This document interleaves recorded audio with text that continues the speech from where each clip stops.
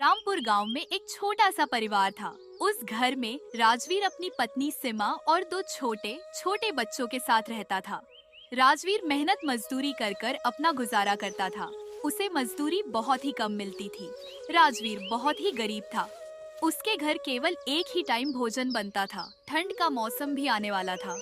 एक दिन उसकी पत्नी सीमा राजवीर से बोलती है, अजी ठंड का मौसम आने वाला है। कई साल से हम एक ही कंबल ओढ़ रहे हैं, वह भी अब फटकर तार तार हो गया है। हम लोग तो अपनी रात किसी तरह काट लेंगे, हमारे बच्चों का क्या होगा? उन्हें यह ठंड बर्दाश्त नहीं होगी। सीमा, मुझे भी अपने बच्चों की बहुत चिंता है। तुम तो जानती ही हो, मुझे जितने पैसे मजदूरी के मिलते हैं उनसे घर ही चलाना कितना मुश्किल हो जाता है। ऐसे में कंबल कहाँ से ला सकता हूँ? एक कंबल की कीमत कम से कम 10 रुपया होगा। मैं तो बड़ी मुश्किल से 1 रुपया ही कमा पाता हूँ। मेरे पास 5 रुपए है, बड़ी मुश्किल से जमा कर कर रखी हूँ। आपका मित्र हरिया तुमसे 5 रुपया उधार लिया था। तुम उनसे 5 रुपए मांग कर और 5 रुपए मुझसे लेकर जाओ, एक कंबल खरीद कर लाओ। तुम सही बोल रही हो सीमा।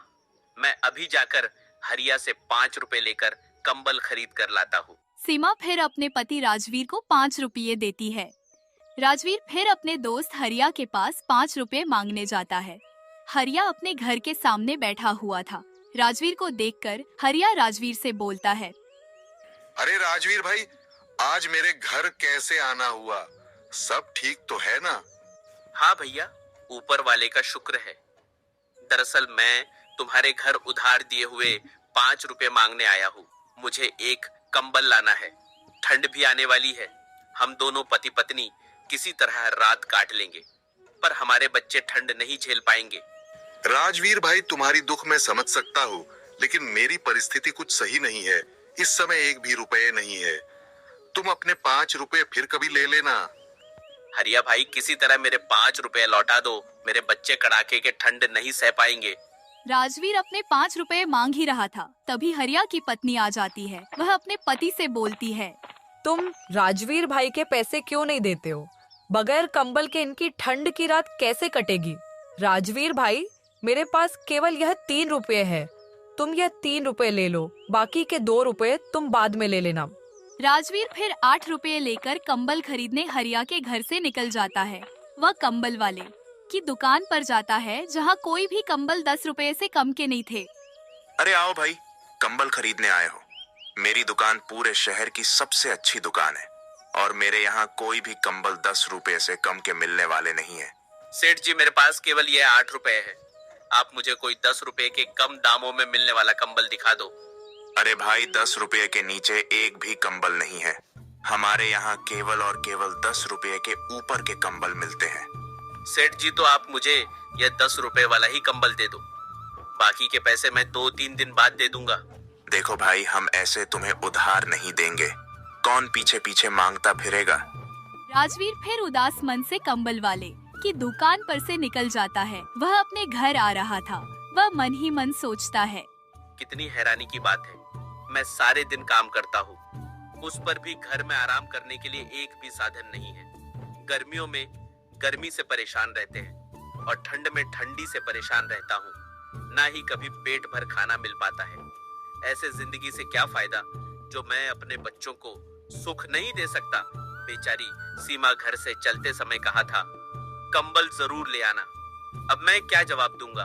वह मेरी वजह से कितनी परेशानियां सहती है। राजवीर इसी तरह अपने आप से बातें करते जा रहा था, तभी उसे एक बूढ़ा आदमी दिखता है। राजवीर उस बूढ़े आदमी को नजरअंदाज कर देता है। तभी वह आगे जाकर अपने मन ही मन सोचता है, मैं कितना निर्दयी हूँ, उस बूढ़े आदमी को नजरअंदाज कर दिया। पता नहीं वह सुबह से कुछ खाया भी नहीं होगा। मुझे उस बूढ़े आदमी को इस तरह नहीं नजरअंदाज करना चाहिए। राजवीर फिर वापस उस बूढ़े आदमी के पास जाता है और उससे बोलता है, बाबा, आप क्यों इस तरह अकेले बैठे हैं? आपको कोई मदद चाहिए? मुझसे बोलिए, मैं आपको जरूर मदद करूंगा। बेटा, मदद तो मुझे चाहिए, मगर तुम मेरा क्या मदद करोगे? तुम्हारे कपड़े तो तुम्हारी कहानी बता रहे हैं। बाबा, मेरे बस का होगा तो मैं आपकी मदद जरूर करूंगा। ज्यादा ना सही तो थोड़ी बहुत तो कर ही दूंगा।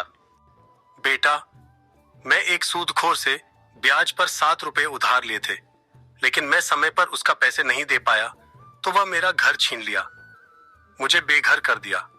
मेरे पास इतने पैसे नहीं है कि उस सूदखोर को पैसे देकर अपना घर वापस मांग सकूं। न ही मुझसे कोई काम होता है कि मैं उसको पैसे कमा कर दे सकूं। बाबा आपके बच्चे नहीं है? बेटा, मेरे 2 लड़के हैं। मैंने मेहनत मजदूरी कर कर उन्हें पढ़ाया लिखाया।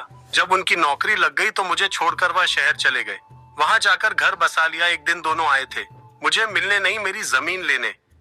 मेरा बड़ा बेटा कह रहा था, पिताजी मुझे शहर में बिजनेस शुरू करना है, इसलिए मुझे पैसों की जरूरत पड़ रही है। छोटा बेटा बोल रहा था, पिताजी मुझे एक फैक्ट्री खोलनी है। वह दोनों आधे आधे जमीन बेचकर बांट लिए, फिर दोबारा वापस कभी मेरे पास नहीं आए।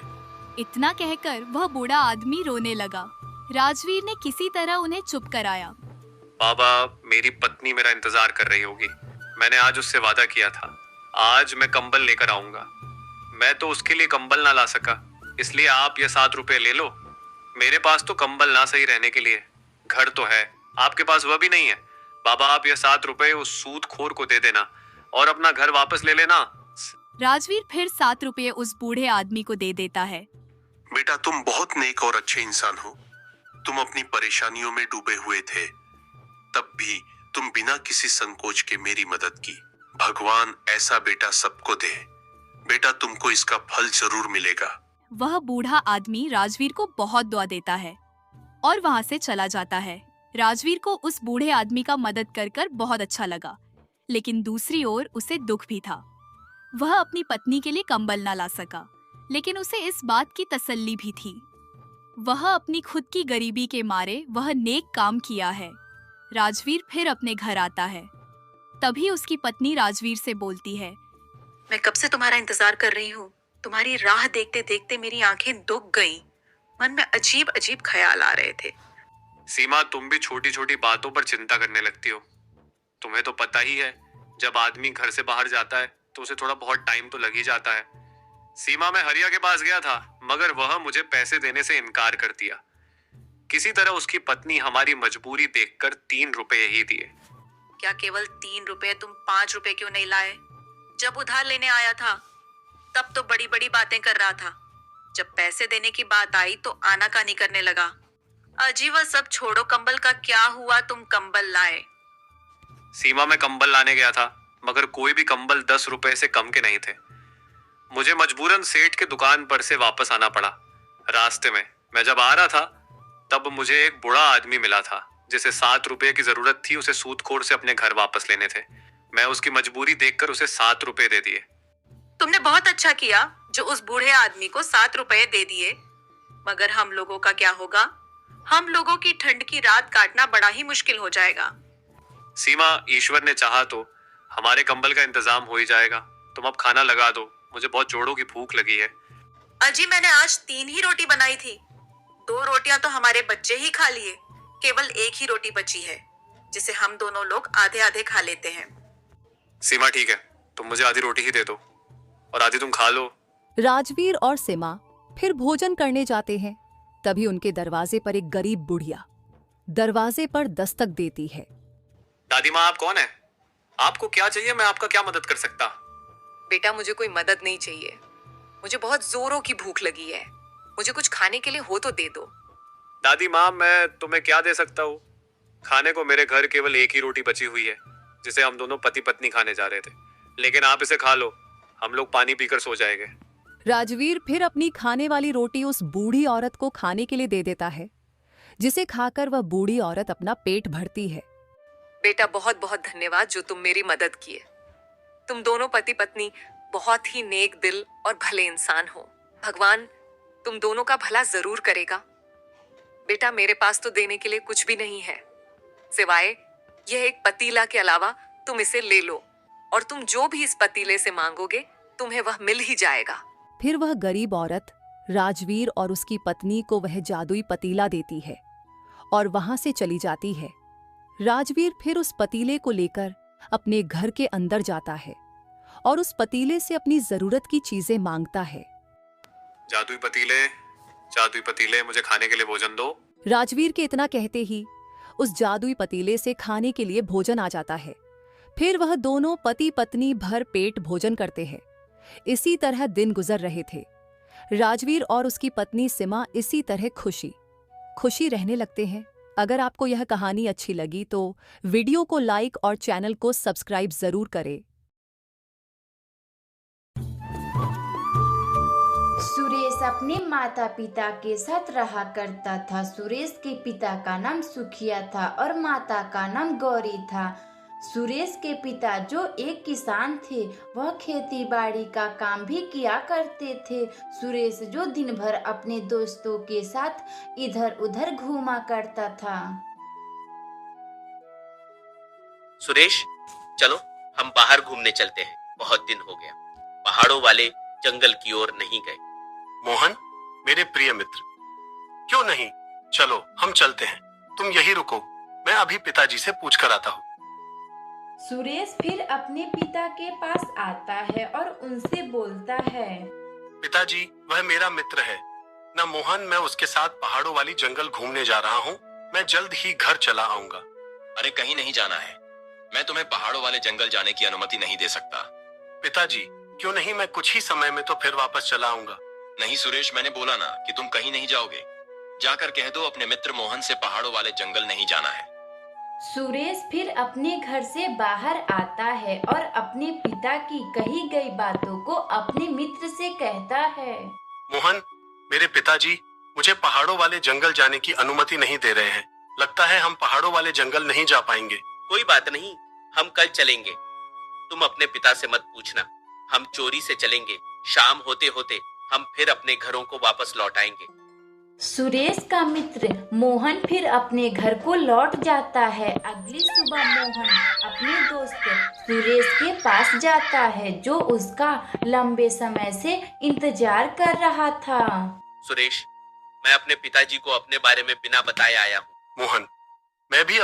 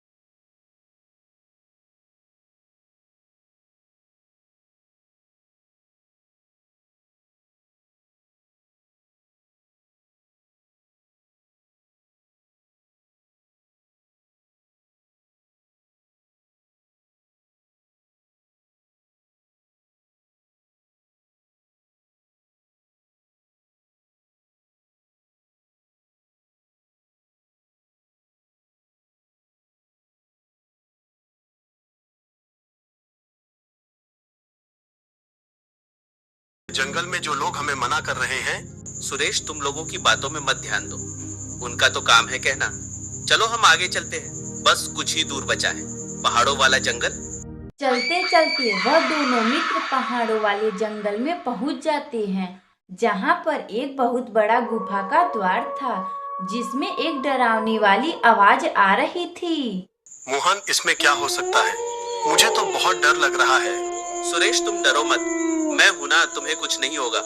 मोहन आगे आगे चलता, सुरेश मोहन के पीछे चलता। तभी उन्हें एक भूत दिखता है, जिसका नाम भोलू भूत था।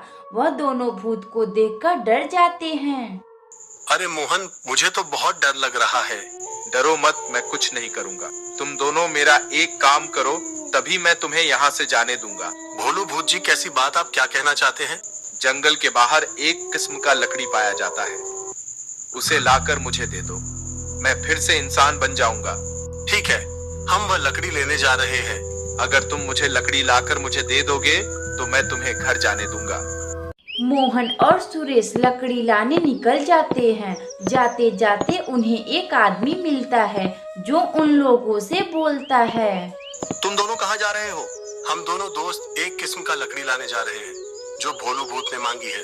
क्या तुम्हें भी वह भूत बेवकूफ बना दिया? भोलू भूत सबको इसी तरह बेवकूफ बनाता है। अरे तुम क्या बोल रहे हो? हमें तो कुछ समझ ही नहीं आ रहा है। वह कोई भूत नहीं है, वह सबको बेवकूफ बनाता है और सबको इसी तरह परेशान करता है। तुम दोनों घर जाओ और फिर कभी इधर मत आना। मोहन और सुरेश अपने घर लौट आते हैं। सुरेश के पिता गुस्से से सुरेश से बोलते हैं, सुरेश तुम कहाँ गए थे? हम लोग कब से तुम्हारी राह देख रहे हैं। पिताजी, मैं और मोहन एक साथ थोड़ी दूर टहलने गए थे। सच सच बताओ सुरेश, कहाँ गए थे? गांव के तुम्हारे काका मुझसे मिले थे।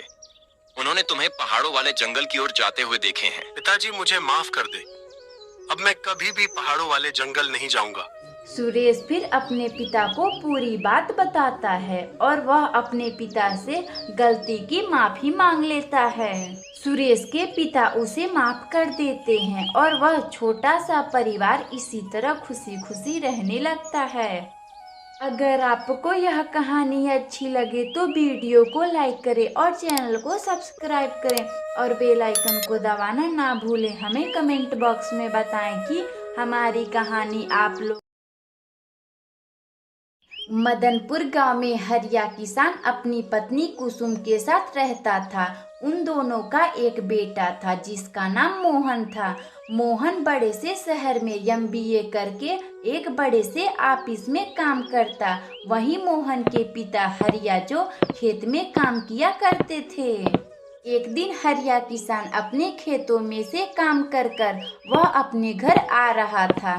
तभी उसे रास्ते में एक गांव का आदमी मिल जाता है जो हरिया किसान से बोलता है, अरे हरिया भाई, तुम्हारे बेटे का क्या हुआ? उसकी पढ़ाई अभी तक पूरी नहीं हुई, क्या अभी तक वह घर नहीं आया? अरे नहीं भाई रामू, ऐसी बात नहीं है। मेरा बेटा मोहन शहर में पढ़ाई पूरी कर अब वह किसी बड़े ऑफिस में नौकरी कर रहा है। हरिया भाई, तुम्हारी मेहनत रंग लाई। तुम्हारा बेटा मोहन पढ़ लिख कर किसी अच्छे ऑफिस में काम कर रहा है। अरे हाँ भाई रामू, तुम सही बोल रहे हो। मेरा बेटा बहुत मेहनत किया है, तभी तो वह आज उस पोजीशन पर है। हरिया भाई, एक मेरा बेटा है बिरजू, जो दिन भर इधर उधर घूमता रहता। रामू भाई ऐसे मत बोलो, एक ना एक दिन तुम्हारा बेटा बिरजू भी अपने पैरों पर खड़ा हो जाएगा। काश ऐसा हो, मेरा भी बेटा तुम्हारे बेटे की तरह कामयाब हो जाए। रामू मेरे भाई, अब मुझे घर जाने की इजाजत दो। मेरी पत्नी मेरी राह देख रही होगी। चलो ठीक है हरिया भाई, तुम जाओ, मुझे भी बहुत काम है। अब मैं चलता हूँ। हरिया किसान फिर कुदार लेकर अपने घर आता है। आते ही उसकी पत्नी कुसुम हरिया से बोलती है, अजी आप आ गए, मैं अभी आपके लिए खाना लगा दे रही हूँ।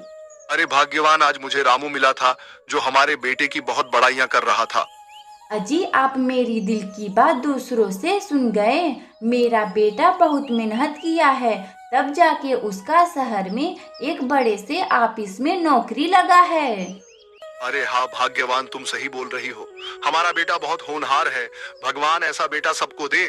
इसी तरह दिन गुजर रहे थे। एक दिन मोहन के ऑफिस में किसी कारण उसकी कंपनी बंद हो जाती है। मोहन फिर अपने घर आने को सोचता है। यह बात किसी तरह उसके पिता को पता चलती है। वह अपने घर आते हैं और अपनी पत्नी कुसुम से बोलते हैं, अरे सुनती हो भाग्यवान, हमारा बेटा अब घर आ रहा है। अजी आप क्या सच बोल रहे हैं? अपना बेटा मोहन घर आ रहा है? हाँ भाग्यवान, अपना मोहन शहर से अपने घर को आ रहा है। उसकी कंपनी अब बंद हो चुकी है। अजी अब क्या होगा? अब हम लोगों का घर कैसे चलेगा? आप तो खेती करते हैं, सिर्फ खेतों से घर चलाना बहुत ही मुश्किल होगा जी। अरे भाग्यवान, अपना बेटा अब इधर ही कुछ काम कर हम लोगों का ख्याल किया करेगा। अगली सुबह मोहन अपने घर आता है और अपने पिता से बोलता है, पिताजी मेरी कंपनी अब बंद हो चुकी है। अब मैं भी गांव में कुछ काम कर अपना जीवन यापन करूंगा। मोहन बेटे, तुम सही बोल रहे हो। तुम इधर ही कोई कंपनी खोजकर नौकरी करो। पिताजी मैं कल ही नौकरी खोजने जाऊंगा। अगली सुबह मोहन एक नौकरी खोजने एक कंपनी में जाता है। जाते ही वह मैनेजर से बोलता है, हेलो सर, मेरा नाम मोहन है। मैं शहर से MBA किया हूँ। आपकी कंपनी में कोई भी काम हो तो मुझे दे दे। मोहन, हमारे इस कंपनी में कोई भी सीट खाली नहीं है। सीट पहले से ही भरी पड़ी है। मैं तुम्हें काम पर नहीं रख सकता। सर मैं कोई भी काम कर लूंगा, मेरे घर पैसे की बहुत जरूरत है। मोहन, मुझे माफ कर दो, मैं दूसरों को निकालकर तुम्हें काम पर नहीं रख सकता। अब तुम जा सकते हो। मोहन फिर उदास होकर दूसरे कंपनी में जाता है। जाते ही वह मैनेजर से पूछता है नौकरी के बारे में। सर मेरा नाम मोहन है, मुझे काम की बहुत आवश्यकता है। आपकी कंपनी में कोई काम हो तो मुझे दे। मोहन, मेरे कंपनी में कोई भी सीट खाली नहीं है, मैं तुम्हें काम पर नहीं रख सकता। मोहन फिर उदास होकर अपने घर आता है और पूरी बात अपने माता पिता को बताता है। पिताजी, मैं आज बहुत सी कंपनियों में नौकरी खोजने गया था, लेकिन मुझे कोई भी नौकरी देने के लिए तैयार नहीं हो रहा है। मोहन बेटे, तुम चिंता मत करो, तुम्हें एक ना एक दिन नौकरी मिल ही जाएंगी। पिताजी, अब मैं बाहर घूमने जा रहा हूँ, शाम होते होते मैं घर वापस आ जाऊंगा। ठीक है मोहन, तुम जाओ बाहर घूम कर आओ। मोहन फिर बाहर घूमने चला जाता है। तभी उसे रास्ते में एक पानी पूरी का ठेला दिखता है, जहाँ बहुत सारे लोग पानी पूरी खा रहे थे। अरे वाह, मुझे मिल गया आइडिया, अब मैं भी कल से पानी पूरी बेचना शुरू कर दूंगा। मोहन फिर अगली सुबह से पानी पूरी का ठेला खोल लेता, जिस पर MBA पानी पूरी वाला लिखा हुआ था। मोहन की दुकान देखकर कुछ लोग उसके दुकान पर पानी पूरी खाने के लिए जाते हैं। भाई मोहन, मुझे जरा अपना पानी पूरी खिलाना, जरा देखो कि तुम कैसे पानी पूरी खिला रहे हो। अभी खिलाता हूँ। मोहन फिर पानी पूरी खिलाने लगता है। उस ग्राहक को मोहन का पानी पूरी बहुत ही अच्छा लगता है। मोहन भाई वाह, क्या पानी पूरी बनाते हो तुम, खाने में तो मजा ही आ गया। मोहन इसी तरह पानी पूरी बेचता और खुशी खुशी अपने माता पिता के साथ रहता, और कुछ ही समय में मोहन एक बहुत बड़ा बंगला भी खरीद लेता। मोहन अपने नए बंगले में अपने माता पिता के साथ खुशी खुशी रहने लगता। अगर आपको यह कहानी अच्छी लगे तो वीडियो को लाइक करें और चैनल को सब्सक्राइब करें और बेल आइकन को दबाना ना भूलें। हमें कमेंट में बताएं कि हमारी कहानी आप लोगों को कैसी लगी।